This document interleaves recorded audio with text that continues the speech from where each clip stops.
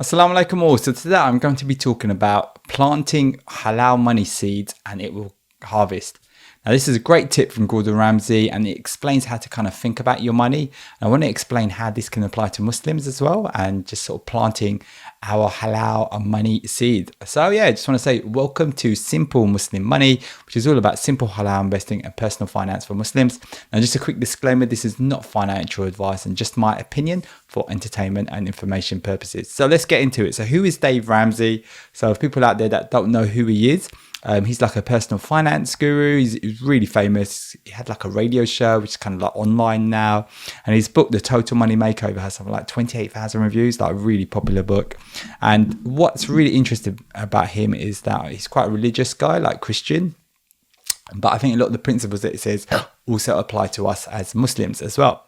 So yeah, that's why I think I really like a lot of his philosophies as well. There's so much we can learn from him. Like things like he avoids having any sort of debt, like even when you go and try and buy property. And another thing is that he's got very straight talking advice. He just gives it to you direct. So if you've heard financial advice before and information and stuff and hasn't quite worked for you, then yeah, he's quite unique. I think I would definitely check him out and definitely has had a big impact on me. I'll have a link to his YouTube show. Well, it's actually like online, radio, everything in the description. So yeah, and basically what I want to talk about in this video is like if you plant financial seeds, then they will harvest. It is really as simple as that, really. And the way he said it just kind of really just kind of hit something for me. Like, you know, it's not rocket science. You just got to plant it and kind of do it. And yeah, and if you put your money away and invest it, it will just grow. And yeah, as I said, it really is as simple as that. You know, if there are no seeds planted, then there's no chance of any money growing. Whereas, you know, if you do plant those seeds, the chances are really good that in the long term, there will be a good harvest. And, you know, I'm talking about 10, 20 years. And so like a very simple calculation, if you put £100 away every month for 20 years on 7% return. So I think a lot of people, especially if you've got a full-time job, you could potentially you'd be able to save that much money away. You know, you'd end up with around £52,000 at the end of 20 years, which is like a lot of money. And 7% is like quite a conservative number in terms of returns.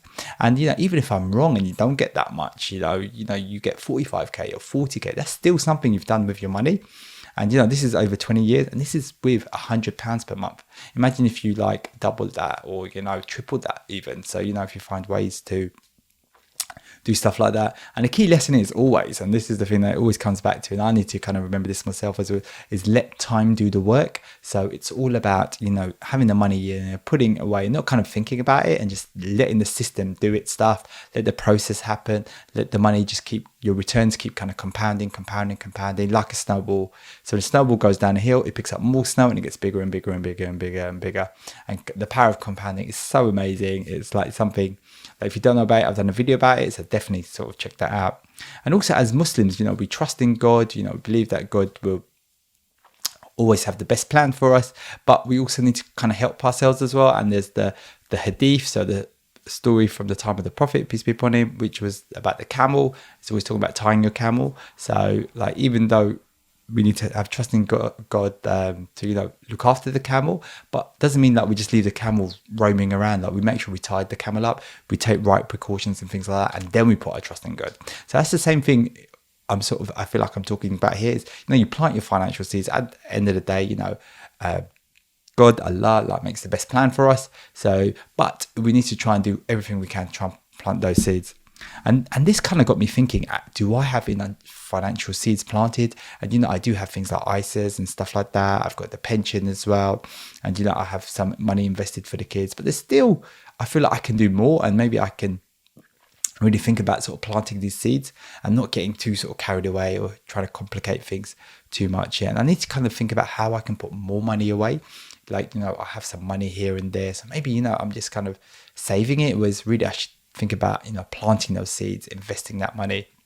And definitely I need to think more long term as well. Let time do the work. That's the thing that I always need to come back to. You know, putting little bits of money away, put these seeds away and, you know, just kind of really think kind of more long term.